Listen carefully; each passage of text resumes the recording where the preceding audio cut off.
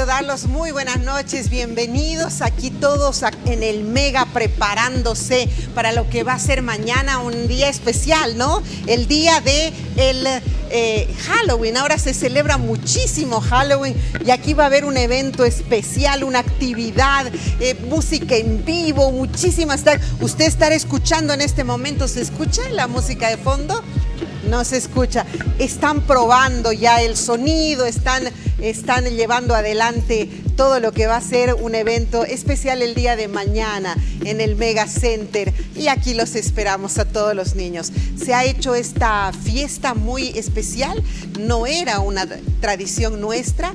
Nosotros, una parte, esas dos Bolivias divididas, ¿no ve?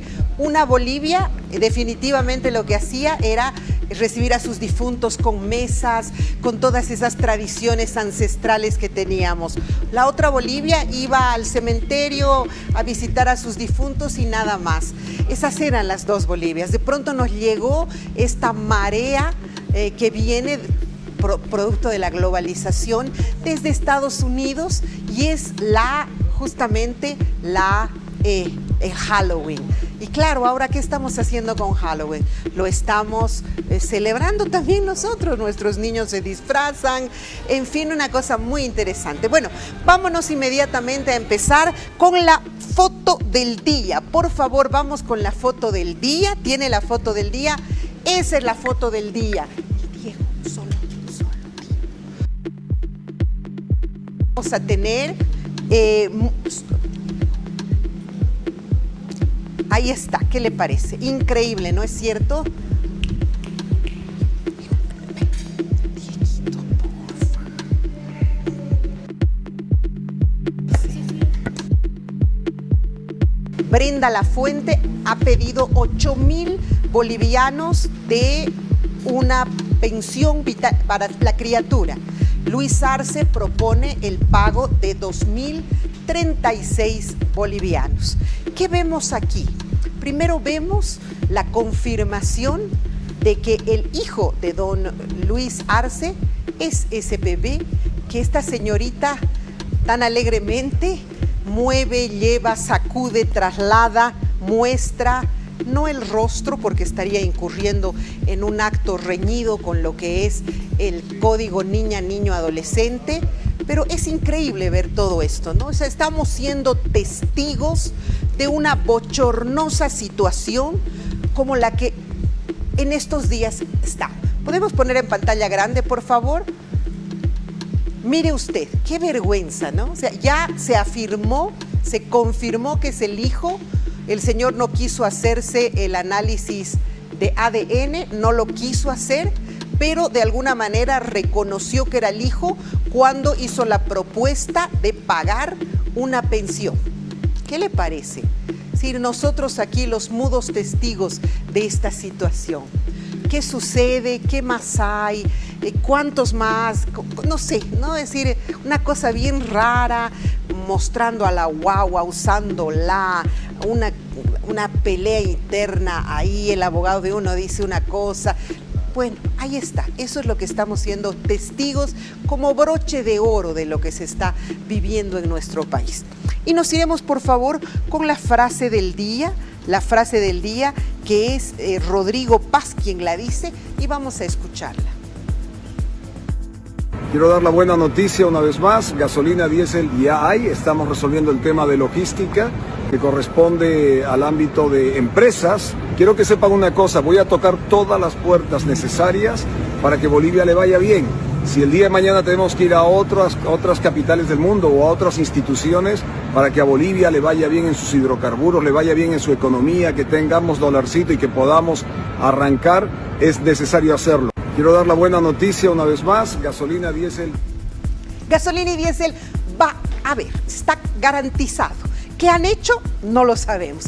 ¿Qué van a entregar a cambio? Tampoco lo sabemos. Hemos estado escuchando en el transcurso de todo este tiempo, vergonzosamente, que nos decían, no tenemos gasolina porque nadie nos presta plata, porque no quieren que nos presten, porque no nos dejan prestar. Yo le dije a usted, ¿se acuerda? Es como que llegara el papá a la casa y te diga, no vamos a comer pancito porque ninguno de los vecinos me ha querido prestar plata para comprar.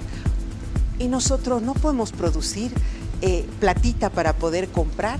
Ahora, hemos ido a los Estados Unidos, ¿no? Como antes, como siempre, no ir a pedir un poquito de dinero. Bueno, está garantizado, dice. ¿Cómo? No lo sabemos. Esperemos en Dios que sea de la mejor manera, donde no tengamos que entregar nuestra soberanía, ni que tengamos que obedecer a determinaciones o exigencias que ponen estos señores de todo tipo de fondos que hay por ahí, ¿no es cierto? Porque nada es gratis. Y por muchos años nosotros hemos tenido cierta soberanía, porque igual nos estábamos arrodillando a los chinos, ¿no es cierto? Ahora veremos qué nos van a pedir a cambio. Cuidado que se empiezan a entrar productos que no son de la mejor calidad. Usted sabe que los americanos, con tal de vender, son capaces de vender el alma al diablo. Veremos, ¿a cambio de qué? Yo si como boliviana le preguntaría a don Rodrigo, ¿a cambio de qué? Como al marido, ¿no ve? El marido llega, mira, $800. ¿A cambio de qué? ¿Qué has hecho para que te puedan dar ese dinero? Esito quisiera saber yo. Bueno, tenemos ya el contacto en Zoom y también tenemos presencia aquí de Diego Ayo. Dieguito querido, qué gusto saludarte, ¿cómo estás? Y el contacto en Zoom también ya está listo, ya está, ahí está. Tengo a dos grandes analistas, me hubiera gustado que estés aquí, porque como has llegado tarde, entonces tengo que acomodarte donde sea. No, a mí me gusta estar acá. Sí, pero mira quién tienes ahí a la espalda. Ah, bueno, es un campeón, qué maravilla. Primero saludarte, Dieguito querido, qué gusto saludarte, bienvenido al programa. Qué gusto, mil gracias, un gusto saludar a tu audiencia y una maravilla saludar a mi querido y admirado amigo Álvaro. Yo le voy a pedir a mi encargado de switchaje que lo saludemos también a Álvaro del Pozo, que haga un largo saludo a Alvarito, así me da tiempo de cambiarlo al Diego aquí al otro lado. Hola Álvaro, ¿qué tal? ¿Cómo estás? Qué gusto saludarte, gracias por estar con nosotros esta noche. Verónica, como siempre el gusto es mío, por supuesto, compartir temas contigo y mucho más con Diego, a quien considero un amigo y por supuesto admiro y respeto grandemente. Un placer estar esta noche con ustedes. Gracias. Álvaro, por favor, arrancando un poco contigo y que nos pongas en contexto lo que estamos viendo de lo que ha sucedido en los Estados Unidos. Ya podemos volver. De lo que ha sucedido en el Brasil, de lo que ha sucedido en Río de Janeiro, en estas favelas del norte, la favela Alemão. Todo aquello y todo lo que viene también como repercusión a nuestro país. ¿Qué opinas, por favor? Cuéntanos un poco cuál es la visión que tú tienes. Bueno, un poco el contexto, no vamos a descubrir nada al ver que en el Brasil obviamente los cárteles, en este caso el Grupo Vermelho, el Comando Vermelho, está obviamente cada vez adquiriendo mayor importancia y esta es una lucha por mayor territorio.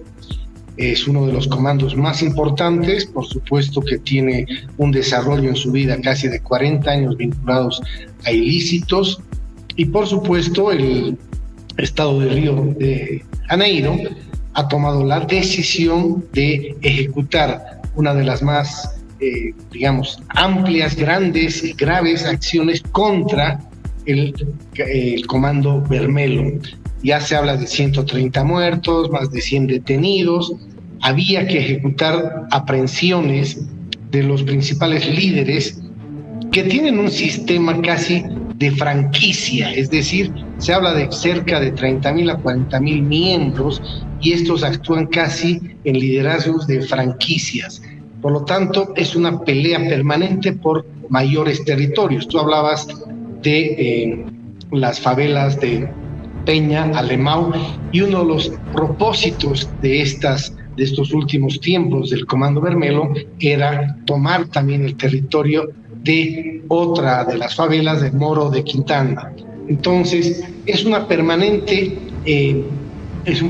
problema para las gestiones estaduales del Brasil y para el propio gobierno federal. La influencia con nosotros, escuchaba algunos reportajes que dicen que mucha de la droga que se canaliza a partir del Brasil, en el Brasil, viene de Bolivia. Obviamente hay varios elementos. De Bolivia sale algo de la droga, con el Paraguay hay una relación importantísima en estos ilícitos.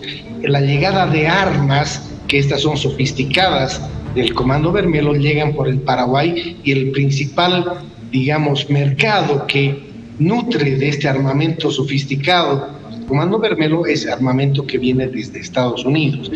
Por lo tanto, Paraguay también tiene un rol aquí importante que jugar, porque se está convirtiendo en una especie de hub en triángulo, ¿no? Exactamente, en toda la delincuencia. Creo que ese es el contexto que te puedo indicar, Verónica, de la manera más breve y resumida. Bueno, sí, definitivamente, estamos en un triángulo, Paraguay, Brasil, Bolivia. ¿Cuál es igual tu percepción, Dieguito, de todo esto que estamos viendo, que es impresionante, de verdad? Tú sabes que hay un texto, porque no quiero repetir lo que dice Álvaro con mucha lucidez, hay un texto de Moisés Naim que se llama Ilícito, que te muestra que la población del mundo económicamente activa llegaba al 5% del 100% de economía ilegal. Ilegal, ajá. Y más o menos, dice él, por quinquenio va subiendo de 5 a 8 o 10%. O sea que ahora podríamos estar en un 20%, 15%, no se sabe. Son ilegalidad. De ilegalidad que está expandiendo bestialmente. Entonces es obvio que tienes un Comando Bermelo que tiene presencia en los 27 estados y en 28 países. Álvaro, lo has visto, esto lo he estado revisando y es una cosa impresionante, ¿no? Porque tiene, claro, una llegada internacional y de exportación de cocaína brutal. ¿Qué relación tiene esto con Bolivia? Me parece esencial decirlo. Para mí el gobierno del MAS tenía una suerte de pacto con el narcotráfico y funciona de la siguiente manera. Fíjate tú lo que ha pasado con Correa en Ecuador, que creo que es el mejor ejemplo. Ecuador era el país con menos muertos por narcotráfico, 7 o 9 por año. Ya. Ahora estamos en 47 o 49 muertos por año. ¿Qué significa eso? Que el pacto se ha roto, que los ilícitos e ilegales ahora matan a mansalva, ¿no? Para mantener, digamos, su hegemonía y, por supuesto, tener poder. ¿Qué está sucediendo en Bolivia? Algo similar. Es decir, roto el esquema masista que estaba matrimoniado con el narcotráfico. Todo lo que pasa en Brasil como Comando Bermelo matando a su gente con 130 personas se puede reproducir aquí. Es decir, estamos a puertas, porque lo hemos visto. El 2019 a mí nadie me toma el pelo con eso. Pero mientras criticábamos a los pititas, que realmente tenían pititas, los cocaleros y mucha gente de Evo Morales venía con armas, y con armas de fuego. Sí, claro. Es decir, una vez que los pones contra la pared, se rearmamentizan y sacan toda la violencia. Ese es el peligro que tenemos a puertas. Lo que hemos visto Lo de Brasil en no es anécdota. Lo que hemos visto en Río, ¿no es cierto? Es una cosa ridícula. Alguien me decía, es ridículo porque nosotros no podemos utilizar armas, digamos, bombas en contra de ellos, pero ellos sí pueden utilizar drones con bombas en contra de la policía. Es una cosa increíble. Bueno, justo te mandaba yo una nota, no le mandé a Álvaro, estaba revisando la prensa brasilera. Y mira qué interesante. Sobre un caso, ¿no? Sí, sobre este caso. Meón, le dicen, la traducción es meón. ¿Qué sería? Pues el señor sería pipí, no lo sé, pero el meón, ¿no? No, meao. Se dice. No, mellón. Mellón, que es meón. ¿Ah, sí? Claro, y xixi es pipí, entonces el señor su alias es Meón. Ya eso nadie lo entendía, ¿no ve? Bueno, al hijo de Meón lo han encontrado en una parte del Brasil y lo han detenido. El hijo de este Meón, que el millón, que tan bonito le dicen millón aquí, ¿no? Este señor tenía el hijo acá en en el Brasil, lavando el dinero que el papá. ¿Y qué dice la prensa? Lo dice con así.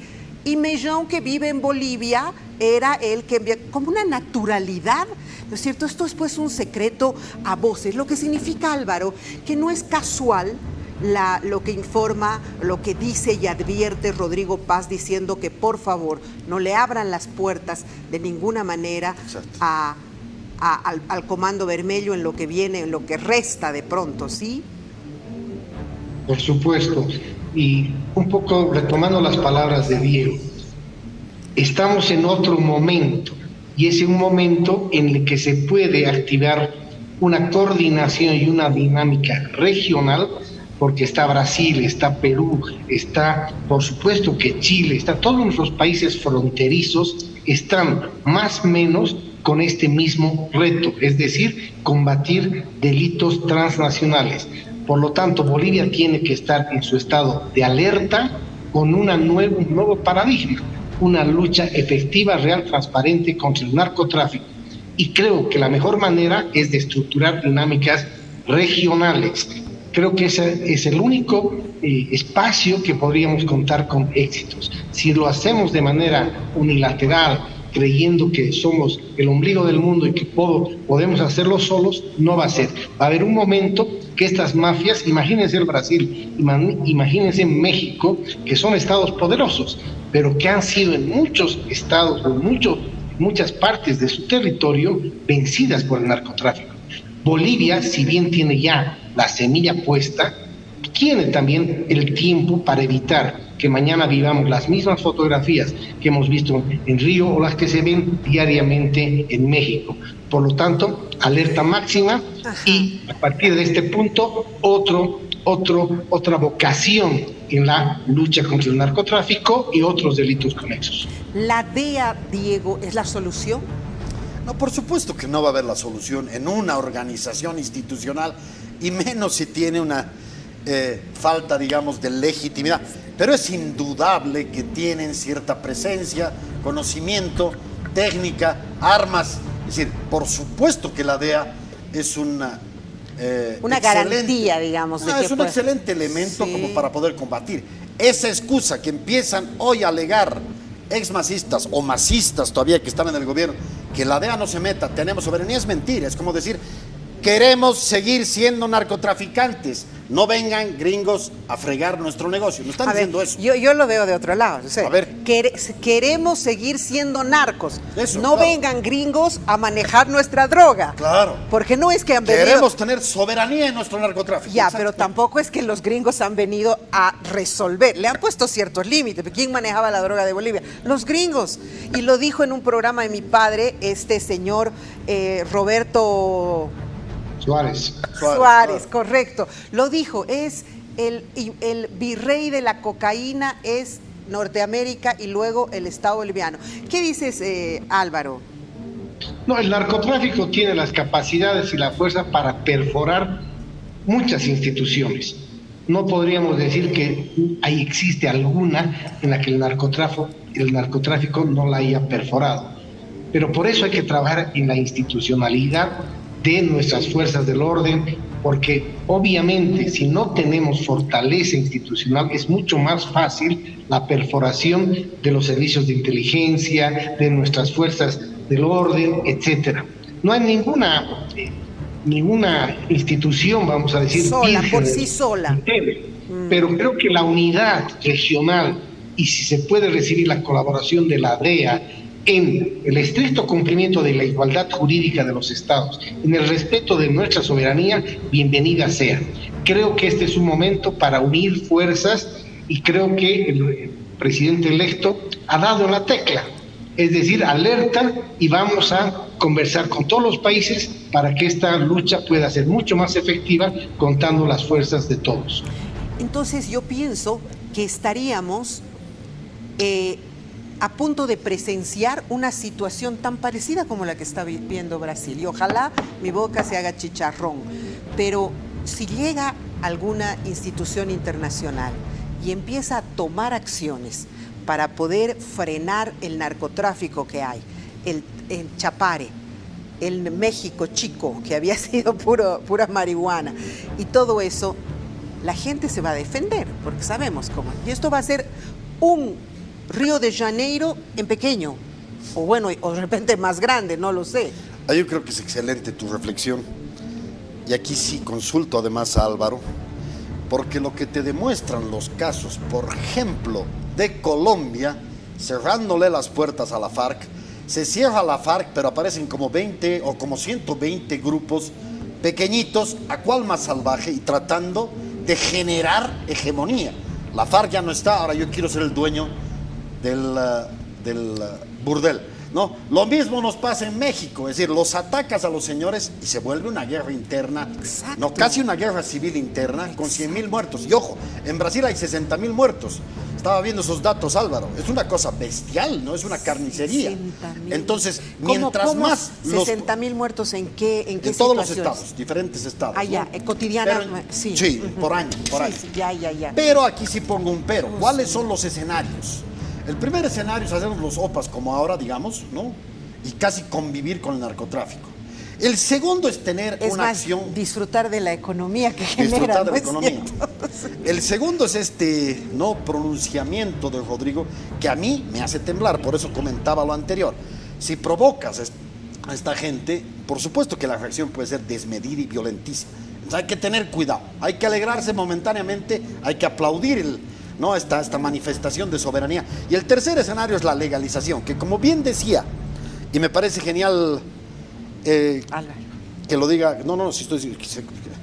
que lo diga el Álvaro, es la posibilidad de legalizar. ¿Cuál es el problema con legalizar? Que si no tienes el concurso regional, ¿no? Porque eso nos comentabas, Álvaro, si no hay el concurso regional, si no se hace esto de manera conjunta como continente, no logras nada, como Uruguay. Es decir, perfecto, han legalizado, pero los narcos se van al país de al lado, Uruguay, Paraguay, claro, Uruguay. igual la cosa sigue funcionando.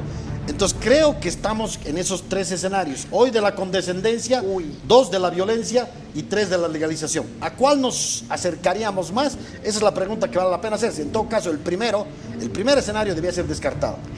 El primero debería ser descartado, pero porque por yo le supuesto, pregunto... es de convivencia con Evo Morales. Le pregunto a Álvaro, en todo caso, a ver, ¿qué sucedería si toda Latinoamérica, de pronto, ¿no? Todos los países que estamos involucrados en esto, legalizamos la marihuana y algunas otras drogas?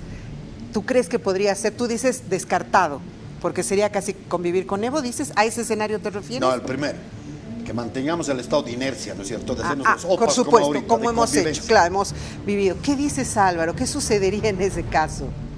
El debate de la legalización, por supuesto, es muy complejo. Uruguay es un ejemplo, etcétera, y algunos otros experimentos en la región.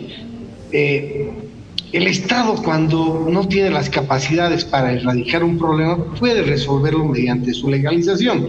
El caso del consumo de bebidas alcohólicas en su momento en los Estados Unidos. Nosotros ese debate todavía no lo hemos llevado al debate público. Creo que deberíamos iniciar con ese debate público, si es uno de los escenarios que muy bien propone Diego. No podemos ir a la legalización sin tener un debate público. Y lo que ha faltado en estos últimos 20 años ha sido justamente los escenarios de debate público de los temas que afectan al país. Por lo tanto, se puede poner en la agenda nacional este debate. Uruguay está solo, por supuesto, eso no beneficia a nadie. Pero veamos qué dicen, obviamente, nuestras fuerzas sociales vivas sobre esto. Vivir con la condescendencia al narcotráfico no es una opción. No es una opción porque al final del camino somos Brasil, somos México, con los problemas mayúsculos que tienen al combatir, cuando a veces ya son casi impotentes frente a la sofisticación de la lucha de los cárteles del narcotráfico. Por lo tanto, creo que es momento de una democracia nueva también. Es una democracia donde ya no hay un monólogo. Hoy se tienen que abrir los debates y creo que la agenda pública se va a construir desde abajo hacia arriba y creo que es un buen momento para recordar los diálogos nacionales, etcétera. Creo que Bolivia ha estado enclaustrada en los monólogos de un partido político que ha ejercido el poder durante 20 años. Creo que es tiempo de abrirse al debate. No hay que temer a la disidencia, hay que más bien enriquecer este debate para que Bolivia pueda construir una agenda no solo en materia de narcotráfico, sino una agenda nacional y una agenda de política exterior. ¿Quieres agregar algo, Diego? Yo quiero agregar algo. Yo quiero decir algo que lo pongo como hipótesis porque lo estoy precisamente escribiendo. Pero se van a fijar ustedes que Bolivia, digamos que es un círculo, aquí está este país, y está cerrado, es casi una carceleta. No tenemos relaciones buenas con Argentina, con Chile porque estaba Piñera, con Perú porque es un caos ese país, con Brasil porque estaba Bolsonaro. Se ha alejado un poquito también, Brasil, ¿no? Se ha alejado. Entonces somos un islote gigantesco, pero, aquí hay un pero, ¿somos realmente un islote? Yo no creo. Yo creo que hay corredores ilegales que salen al exterior de una manera excepcional. Uno de ellos es el Chapare, sacando su droga por el mundo. Otro de ellos es la deforestación, sacando esos árboles ilegales por el mundo. Otro es la minería ilegal, sacando esos minerales ilegales por el mundo. Todo con rutas ilegales. Otro es obviamente la burguesía del oro, sacando ese oro de manera mafiosa. Es decir, El MAS nos ha encerrado intencionalmente para tener esta capacidad. ¿Te imaginas tú si tenemos un corredor bioceánico legal? Ya no podría funcionar el corredor bioceánico ilegal del narcotráfico. Ya no tendría hegemonía. Entonces el MAS ha incurrido. Uno puede decir qué chacras estos tipos. No han hecho nada por relacionarse con el mundo exterior. No, lo han hecho intencionalmente. No era casual. No era casual. Era para que estos guetos de ilegalidad con burguesías ilegales tengan la capacidad de funcionar poderosamente. Y a eso le agregamos el contrabando de hasta la trata y tráfico. Bueno, yo he puesto 12 sectores. Ajá. Contrabando. 105 lugares de llegada hasta Arica. 105. Se van peleando entre familias para ver quién llega antes a Arica. Entonces es una ilegalidad brutal. Todo es al exterior. Tienen gran contacto y mercados que exportan a lo bestia. Fíjate tú eso. Que Rodrigo decía en algún momento, estaba sentado acá, me decía, yo en mi moto he recorrido todo eso. Yo sé perfectamente por dónde entran, porque creen que uno es un gringuito que se ha equivocado, que además cubierto, creen que es un gringo despistado, y en realidad estamos mirando, me he ido a mirar, decía, todo lo que hay ahí de estas ilegalidades. Mira, qué interesante, ¿no es cierto? Bueno, Álvaro, ya un poco para cerrar este bloque, yo te pregunto, ¿estamos en la posibilidad de tener esperanza y de repente por lo menos iniciar un nuevo camino hacia el manejo del narcotráfico? Lo único que tenemos ahora los bolivianos después de este pacto social, después de estas elecciones, es esperanza. Todo lo que hemos vivido hasta ahora, creo que una crisis económica, falta de combustible, gasolina, alza de precios, inflación, etcétera, todos los temas que hemos vivido los últimos años con la pésima gestión económica del presidente Arce, creo que lo único que le queda al ciudadano boliviano es esperanza. Creo que también esta esperanza puede ser el cimiento de que se adopten políticas realmente adecuadas, idóneas para este país, que tiene mucho que dar. Hacen falta políticos de verdad que piensen en el Estado con una proyección de largo plazo de 50 años si es posible. Por lo tanto, queda la esperanza y lo digo, el reto de satisfacer para Rodrigo Paz, el reto de satisfacer esas esperanzas que se han traducido en el voto de su victoria. Por lo tanto, hay retos para todos. Bolivia apoyar un proyecto que por ahí nos saca de la crisis económica, pero en este momento creo que solo podemos esperar. Será más adelante la evaluación, será más adelante la posibilidad de criticar o aplaudir lo que se ha hecho en estos 5 años. Bueno, sí, como dicen, ¿no? La esperanza es lo último que se pierde, por lo menos sí hay ya la expectativa de que no va a continuar todo igual. Tendría que haber desde el primer momento radicales determinaciones, como por ejemplo la que acaba de tomar, ¿no? Por favor, señor presidente, cuidado con dejar entrar. Hay que tener una estrategia clara, que no ha habido ahora. En todo caso, siempre es importante partir de un dato que es evidentemente para temblar. En el análisis que hace el CEDLA nos muestra que el narcotráfico te genera 2.000 millones de dólares. No parece mucho. José Blanes ratifica y dice, esos 2.000 millones se convierten en la economía nacional en 8.000 millones. ¿Por qué? Porque sacas un pedacito de esa plata y la pones en construcción. Porque sacas un pedacito de esa plata y la pones, ¿no es cierto?, en la burguesía de importación, que son poderosas burguesías. Porque sacas un pedacito y la metes al banco. Es decir, se va legalizando todo eso. Se va lavando. 2.000 millones se vuelven 8.000 millones o más. ¿Qué hacemos con eso? En un proceso de crisis boliviana, ¿podemos darnos el gusto de no tener esa plata? Por eso, esa es la pregunta que yo dejo sobre el tapete, porque, claro, estoy insinuando que tendría que haber cierta convivencia con el narcotráfico. No lo estoy diciendo, pero esto es lo que hay que analizar. Yo, por supuesto, no estoy a favor de eso, pero está claro que eso es lo que hay que analizar. Eso ha sostenido, alguien me decía, si no tenemos ahorita gasolina es porque de alguna manera el otro lado del MAS ha cortado los billetes que entraban de dólares para tener gasolina, y cuando te cortan eso, ahí tienes este problema. Dios mío, si es realidad y que si hemos vivido sobre esa ilegalidad, estamos perdidos, ¿no? De aquí en adelante, ya me duele mucho, duele de verdad. No, más bien sería positivo, se va a llegar a una solución, pero hay que plantearla, dialogarla, como claramente dice Álvaro, no es de solución fácil. Pero ¿se puede tener una solución? Por supuesto que sí. Se puede. Gracias, Álvaro. Ha sido un gusto saludarte, de verdad. Gracias, Álvaro, como siempre. Gusto. Diego, un abrazo. Verónica, un abrazo, un beso. Hasta cualquier momento. Gracias, hasta cualquier momento. Diego, querido, mil gracias también. A ti las gracias, como siempre. Muy interesante. Un honor estar acá. Muy siempre. interesante. Muy gentil. Gracias. Hacemos una muy breve pausa, enseguida regresamos y vamos a hablar del no golpe, porque no había sido golpe, ¿no? Es el no golpe. Hablaremos del no golpe ahora, porque dice que a quien hay que investigarlo ahora es al del Castillo, ya no a los señores que dieron el no golpe. Ahora volvemos.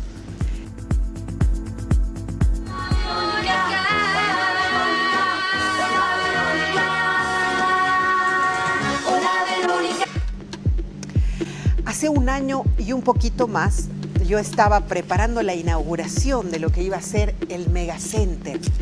Y de pronto me llama agente de prensa y me dice, está habiendo golpe. Porque no entendíamos otro concepto. Una tanqueta, ¿tiene las imágenes? Una tanqueta topando las puertas de Palacio de Gobierno. Montón de militares todos alrededor de Palacio, tanques, algo que yo ya no veía desde que era muy chica. Un señor que va a golpear, que se escapa, que el otro que le golpea la ventana, bájate, bien macho uno, el otro escondido. Todo eso de lo que hemos sido testigos mudos. No había sido golpe, chiste era. Estoy aquí con distinguidísimos profesionales del mundo del ejército. Ambos son del ejército, ¿cierto? Ambos son del ejército, a quienes les doy la más cordial bienvenida. Primero saludo a un amigo de siempre, historiador, Luis Fernando Sánchez, generalísimo. Qué gusto saludarlo, ¿cómo está? Un placer, Verónica. Un placer estar en un momento tan interesante, ¿no? Estamos viviendo momentos muy, muy interesantes para la historia de Bolivia. Realmente, y trascendentes, ¿no? Los dos son Luis Fernando, ¿no? Sí, y Luis Fernando Alcázar también, qué gusto saludarlo, generalísimo de la misma, pero de los generales que había, pues, ¿no ve? De los generales, no de lo que... los generales que ahora tenemos. Qué gusto saludar. Un placer, Verónica, estar acá nuevamente y muchas gracias por la invitación. Bueno, puede ser un día golpe, otro día no golpe, un día el culpable resulta ser el inocente resulta ser culpable. Es decir, lo que hemos visto, se puede hacer eso. Es decir, vayan todas las tropas, vamos a hacer ¿qué llaman? Un ejercicio. Un ejercicio, golpeen la puerta del Palacio de Gobierno. Un ejercicio con el tanque, túmbenla. Se puede hacer. Bordeen la Plaza Murillo de tanques. Un ejercicio. ¿Qué es un ejercicio? ¿Se puede hacer un ejercicio así, mi estimado general? Nos pongamos un signo de interrogación como el gato Félix encima de la cabeza, ¿acuerdan? Lindo, Esa, sí. ese cómic que había. Yo me acuerdo, no sé si el resto de la gente. Claro, era pues un sí. Porque en realidad el informe que ha salido del Senado no aclara No tiene nada. ni pies ni cabeza, sí. Pero sí, como es una comisión confirmada por el Senado mismo de la República, es cabeza del Ministerio Público. Lamentablemente. Por lo tanto, sus conclusiones hacen derecho. Hacen derecho, definitivamente. ¿Y eso qué quiere decir? Que no hubo tal cosa, No hubo golpe. que todo fue imaginación, que no hubo prácticamente violaciones a la norma, a las leyes, aunque en algunas partes el mismo informe sí acepta. Así. Al inicio dice, contradictorio. no había indicios, dice, ¿no? Ajá. Y más atrás dice, había indicios Con de los tal indicios cosa. encontrados, Claro, ¿no? ¿no? Es obvio, no había prueba plena, y en el ámbito penal, la prueba plena determina, obviamente. A ver, yo que estoy hablando con militares, díganme, ¿qué es un ejercicio militar? ¿A qué se refiere? ¿Cómo se realiza? ¿Quién lo manda? ¿Cuál es la cadena de mando? En el accionar cotidiano de las Fuerzas Armadas, todo está planificado, todo está escrito, Sí. no se improvisa absolutamente nada. Entonces, un ejercicio ha debido estar planificado y todo el mundo sabía exactamente lo que tenía que hacer si hubiese sido un ejercicio. En este caso, había oficiales que llegaron a la Plaza Murillo y no sabían a qué habían ido. Pidieron aclaración, les ordenaron, ellos se dieron cuenta que esto no tenía ni pies ni cabeza y se replegaron, Verónica. Había habido unidades... ¿Qué se entiende por ejercicio? Un ejercicio. Una práctica, explíqueme. Exactamente eso, una práctica pero planificada, lo más aproximado a lo que en la realidad podría darse. ¿no? Normalmente se configura una situación táctica en la cual hay un enemigo figurado, hay una situación de emergencia, se van dando las órdenes y se aplican todos los procesos. Pero en este caso no ha habido absolutamente nada de eso, por lo tanto no puede clasificarse con un ejercicio. Déjeme entender acá este concepto. Por ejemplo, cuando uno ha estrenado para apagar los incendios, sus extintores, ¿no? Hace con el equipo del trabajo una simulación. Un simulacro. Exacto. Un simulacro. Entonces a todo el equipo, a ver si se incendiara el canal, ¿qué hacemos? ¿No? ¿Dónde están? Eso es un con ejercicio, pruebas previas. Una suerte de simulacro donde todos hacen como si fuese a suceder. Lo que dice Fernando es totalmente cierto. O sea, los militares tenemos incluso reglamentos para preparar ejercicios. O sea, no es una cuestión que viene así nomás. Cómo se prepara el ejercicio, qué motivaciones tiene, en qué oportunidad se hace, quiénes son los responsables, ¿no? Entonces, es exacto lo que dice Fernando. Aquí no hay planes, no hubo planes y no creo que los haya habido. Pero si es así, si es tan... Yo los conozco. Claro. A mí no me lo tienen que contar porque lo sé, lo he vivido con ustedes. Todo es absolutamente estructurado. Así es. Si es tan estructurado, ¿puede un general, que en este caso fue el general, llamar y decir, vamos a hacer un ejercicio, traigan tanquetas a Plaza Murillo? Es que aquí hay una cuestión. La disciplina en el ejército se le aplica totalmente, en las Fuerzas Armadas. Las órdenes se cumplen y no se discuten. Así no haya una No pueden estructura decir previa. abajo, no hay plan, ¿dónde está?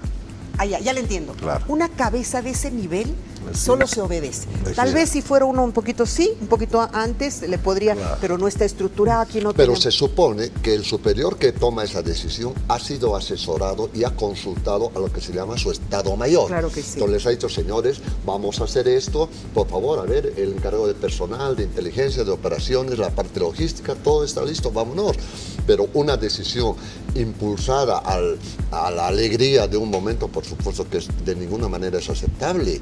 Y eso parece que es lo que ha sucedido, reitero, porque había gente que no sabía por qué se ha movido y ha sucedido lo que ha sucedido, las consecuencias y los efectos han sido desastrosos, que también me gustaría conversar aquello. Pero de todas maneras, notoriamente, separando aguas, lo político y lo militar. En lo militar es una actividad absolutamente, perdón por la palabra un poco dura, ridícula, sí, totalmente. absurda, que cualquier militar se da cuenta que esa actividad no tenía una razón de ser militarmente hablando. Y vamos a hablar, lo que usted se refiere, de todas las consecuencias que han habido, porque si no ha sido golpe, por Dios, ¿qué hace toda esa gente presa desde hace un año y más? Es algo muy, muy doloroso. Tocó el punto. Verónica, recuerda que en alguna oportunidad estuvimos acá mismo conversando. Recuerda el caso, del oficial que hizo pieza con la medalla presidencial afuera y lo dieron de baja. Sí. No podían darlo de baja hasta que no sea sentenciado en juicio justo. No podían darlo de baja y ahora es lo que ha hecho el mando. El Tribunal Superior de las Fuerzas Armadas ha cometido delito penal, Verónica, al darlos de baja, porque aquí está la prueba, sale la comisión del Senado con y los dieron de baja. Sí. Y es más, Verónica, los han expuesto como si fueran delincuentes, asaltantes de calle con chaleco negro. Yo quisiera verlo al señor Castillo ahora. No digo, no hay que hacer lo mismo que han hecho la gente de este tipo, ¿no? Pero si le hubiera gustado estar Que si en le hubiera ese lugar. gustado que le pongan un chaleco negro y le agarre un policía el cabello atrás y lo haga parar ante una Un policía cámara. todavía, siendo que ustedes Qué de alguna increíble. manera tienen una... Ay, no, qué dolor, sí, Es definitivamente. tremendo. Hablemos a lo que usted se refiere, de todo el daño, porque usted está haciendo, defendiendo, patrocinando algunos de los Así es, Verónica, pero fácilmente podemos colegir que el abuso de autoridad, ¿no? Esa conducta que ha asumido particularmente los dos anteriores mandos, los tribunales de personal, es totalmente criticable, execrable, diría yo. ¿Por qué? Porque se han se han prestado a satisfacer ese morbo de sangre que quería la clase política. Entonces, ¿qué pasó? Y de esto mucha de la población no conoce. Comenzaron a hacer sumarios por aquí, por allá, sancionaron a todo el mundo, sancionaron a gente muy, muy inocente, y a los que debían premiarlos, a los que se opusieron a esta tontería, los sancionaron, destrozaron su carrera, Verónica, sin saber. A ver, hay gente que estaba yendo porque le dieron la orden, se dio cuenta, porque así dice en sus declaraciones, se dio cuenta y dijo, no, todos de vuelta. Sí, aún así lo han sancionado. Claro, naturalmente por cuestiones obvias, por razonamiento lógico. No voy a dar los nombres, pero por ejemplo, había un comandante de división, le ordenaron que acuartele a sus tropas. Cumplió la orden, porque las órdenes se cumplen. Pero cuando se dio cuenta que esta era una zonada, un conato militar, ordenó que sus tropas se replieguen y suspendió el acuartelamiento. ¿Qué es conato? Sin embargo, una acción que no llega a concretarse, una acción que no tenga... Gracias. Entonces, el oficial dijo, no señor, nosotros no nos vamos a prestar, porque esto es un golpe militar. Nada, se suspende el acuartelamiento, todo el mundo a sus actividades normales. Después lo sacaron de la lista de generales, lo sancionaron. Hubo otro oficial, otro comandante de unidad, que le ordenaron que mueva sus tropas. Comenzó la columna, se estaba moviendo, y en medio camino él deduce que de igual manera era algo ilícito. Y ordena y dice, no señor, nos volvemos todos. Se repliega y lo sancionan. Y bueno, como esos casos hay N casos, que por si acaso, 72 horas, 7 días de arresto, por si acaso. Y yo creo que el anterior, particularmente los dos anteriores mandos militares, tienen que estar preparados para asumir su responsabilidad penal. ¿Por qué? Porque no se ha demostrado absolutamente nada. En derecho conocemos de que el que denuncia tiene la carga de la prueba. Quiere decir que aquel que denuncia tiene la obligación de comprobar a quién se le ha comprobado algo. El proceso para mí está totalmente mal concebido. ¿Por qué? Porque se tiene que separar el tema del informe oficial, que es el que acaba de salir, que para mí es totalmente incompleto, y el informe oficialista. Bueno, no hace falta una explicación. Creo que se debe nombrar una comisión que sea imparcial. ¿Por qué? Porque en esta comisión de investigación habrán hablado con todos los militares, como un grupo de personas, zapatero a tus zapatos, Verónica, como un grupo, sin menospreciar por supuesto, de compatriotas políticos, asambleístas, van a investigar las operaciones militares. Además, a último momento, unos días antes y a la de irse, rápida, de la peor manera. Entonces hay un atisbo de falta de confiabilidad. Entiendo yo todo ese contexto y me parece absolutamente razonable. Sin embargo, alguien, al final entonces, a partir de este informe, el único culpable es el general Zúñiga. ¿Es el único culpable? Pero hay una cosa, Verito, de Verónica, perdóname. ¿Se ha dado cuenta que a veces los silencios gritan más que cualquier otra cosa? ¿Qué pasó con el Regimiento Colorados? Fernando es el comandante del Regimiento Colorado. ¿Qué pasó? Yo he sido decano. El presidente está con sus colorados en el palacio. Y cuando sus colorados no están, no pueden irse así nomás, sabe el presidente, porque ahí está el jefe de la Casa Militar. Ponga esas imágenes de Palacio. Incluso hay gente de la... No hay colorados. Por eso le digo, mire, a ver, aquí vamos a hacer... Otra vez, escuchen, Grover, por favor, póngame la imagen de Parlamento, ahí está, Palacio. Mire, Palacio siempre tiene colorados. Y en ese momento no había. Eso lo digo. ¿Por qué? Obviamente que el presidente sabía que no estaban los colorados, porque no pueden irse sin darle parte al jefe de la Casa Militar, que estaba con el presidente. Esto ha sido otro Hotel Las Américas. Ay, Dios. O sea, mío. Sabían lo que estaban haciendo y han dejado que haga para hacer más o menos un show, ¿no es cierto? Para hacer un show. ¿Hasta qué punto Zúñiga está complicado con esto? Bien lo dice Fernando, que es abogado también. No hay prueba plena, Verónica. Pero además, de todos modos... Un Zúñiga silencioso ante una agresión de todos los que estaban alrededor, un general. Y que en su momento... Y mira otra cosa, otro detalle. ¿Por qué están los otros comandantes de fuerza con él, disculpe la palabra, embutidos en una tanquetita? Exacto. ¿Sabe por qué? ¿Por qué? En mi criterio, A ver. no querían perder pisada, pues. Si algo bueno Por si había, acaso funcionaba. tenían que salir en la Por foto. si acaso funciona. Pero claro, pues, ¿por qué si no pues, se van a encajar en la tanque, en el vehículo Entonces, ¿qué me blindado está ese? diciendo usted? Bueno, entonces lo que pasa es que este informe, Verónica, es un informe que lo han elaborado, como dice Fernando, personas que no han actuado ni en derecho ni que conocen las cosas militares. Por eso existe la justicia militar. Existen los códigos Claro, militares de para justicia, reconocer. que son leyes de la República. Solamente los militares podemos darnos cuenta quién está cometiendo delitos ahí, por una u otra forma, el conducto regular, etcétera, los reglamentos. Bien, entonces esos detalles, eso del Colorado es gritante, porque se fueron los colorados. ¿Por qué? Les han dicho que era un ejercicio con toda seguridad y han salido y por eso no estaban, en ningún momento han estado los colorados, hasta que han empezado a aparecer, los soldaditos por la Plaza Murillo y ya se han dado cuenta los oficiales. Y se han replegado. Y se han replegado. ¿Quiénes se han replegado? Los miembros Los del regimiento colorados. colorados, porque no sabían a qué han No ido. sabían a qué han Cuando ido. ellos preguntaron y le dijeron a su comandante, coronel, solicitamos saber quién es el enemigo, o sea, ¿a qué hemos venido a la plaza? Esté atento, va a recibir órdenes. ¿Cómo es posible? Eso es inaceptable, inaudito en el ámbito militar, Verónica, porque se supone que hasta el último soldado tiene que conocer su misión al detalle. Pero más allá de ello, si se consultara a los oficiales que no sabían, etcétera, no les han creído. Por si acaso los han sancionado. Por si acaso. Pero no es sancionar nomás, Verónica. ¿Por qué?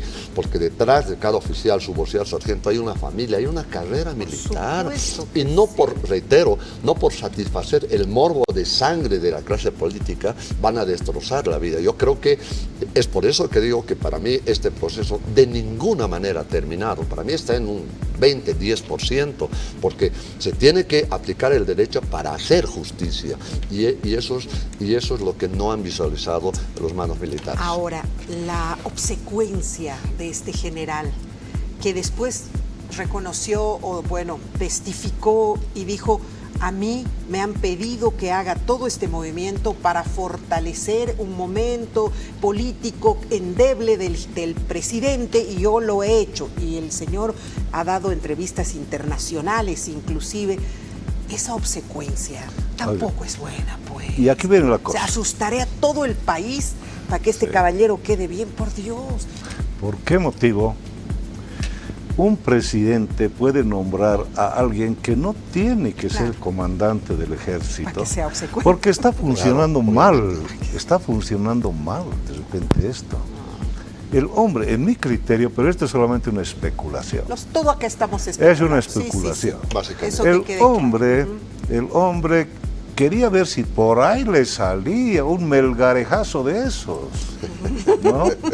Y no podía decir al resto, bueno, yo voy a ser presidente, ¿no? Aquí se han jugado Entonces esos egos de jugó ambas lados. a Sí, este sí, asunto. sí. Por lo tanto, como dice, falta aquí este asunto del comandante. El general Zúñiga, en mi criterio, es culpable. Y si no es culpable de eso, entonces de hacer un show Sí, claro que sí. manejado por el Poder Ejecutivo, Claro que sí. Por donde poniendo se lo en vea. riesgo la imagen de la institución. Sí, yo creo, Igual Verónica, es culpable, igual Por es donde culpable. se lo vea, Por claro donde se que lo sí. vea. Yo creo, Verónica, que han instrumentalizado el síndrome de Ubrich.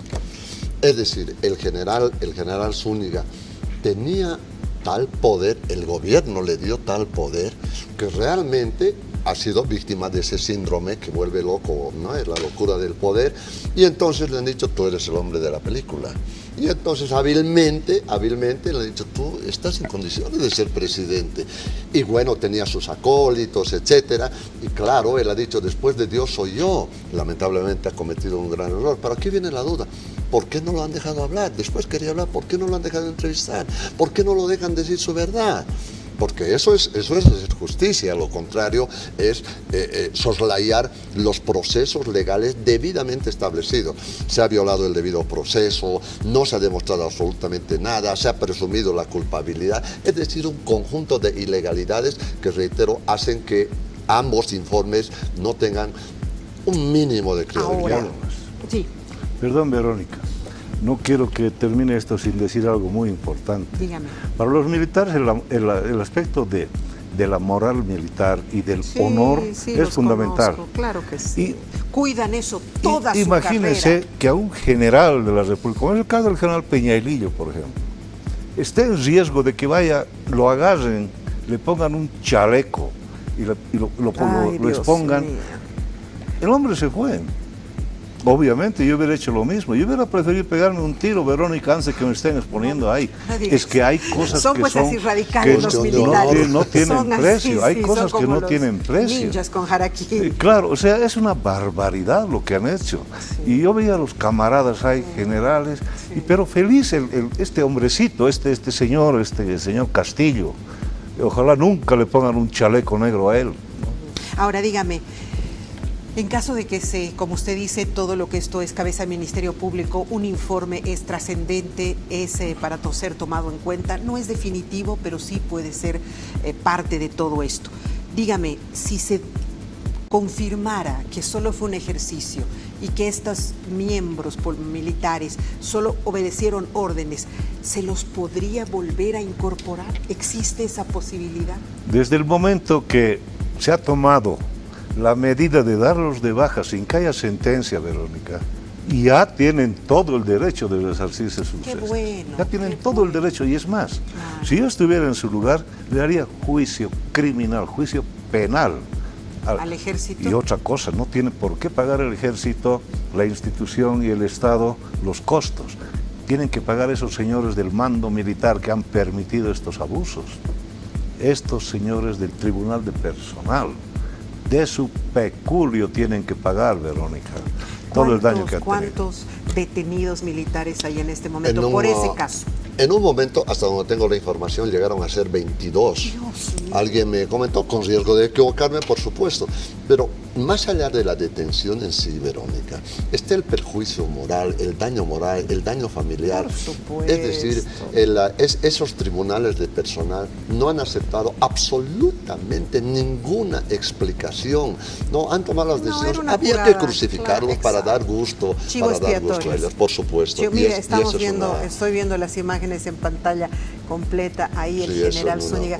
Qué bochornoso momento el que hemos vivido los bolivianos. Realmente, y bueno, felizmente estamos viviendo, como bien decía mi general, estamos viviendo una situación histórica que esperanzados todos estamos en que la justicia reine y se haga justicia con estos instructores que han tenido que pagar algo sin tener culpa alguna mínima.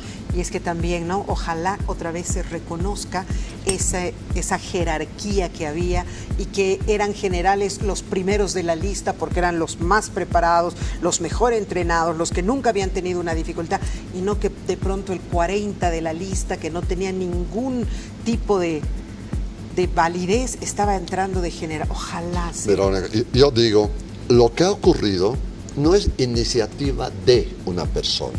No, ha sido efecto de una desinstitucionalización absoluta de las Fuerzas Armadas. Para manejar las Fuerzas Armadas hay una tríada que es la legalidad, la institucionalidad y la meritocracia. ¿Ya? Los tres elementos han sido dejados de Sí, lado. totalmente. Por lo tanto, ha degenerado tanto la disciplina, la institucionalidad, Sí. y lógicamente ha llegado a estas circunstancias que han vulnerado todos los principios militares. Mil gracias por haber estado con nosotros, mi Un estimado honor, general. Verónica, Un gusto muchas igual. gracias. ¿Algo para cerrar, para concluir y despedirnos? No solamente desear lo que dijo Fernando, Verónica, que vayamos por mejor camino. Ojalá, ¿no? Que vayamos, todos tenemos esperanza, como decía el señor del anterior programa. Sí, sí. Tenemos mucha esperanza, ojalá que todo ande bien, ojalá que no tengamos problemas muy graves, que creo que sí los podríamos tener, pero ese es tema de otro. De otro programa. tenemos que Y no ver. era otro programa, era mi programa, solo que era el otro bloque. ¿No es Era el cierto? otro bloque. Muchísimas Así es. gracias a los dos por Gracias. estar con Un nosotros. gusto. Importantísima explicación, pero además de los mejores, de quienes saben, generales del ejército con gran experiencia, con una excelente formación, esos generales que eran generales por todas sus cualidades y su meritocracia. Un abrazo hasta el día de mañana.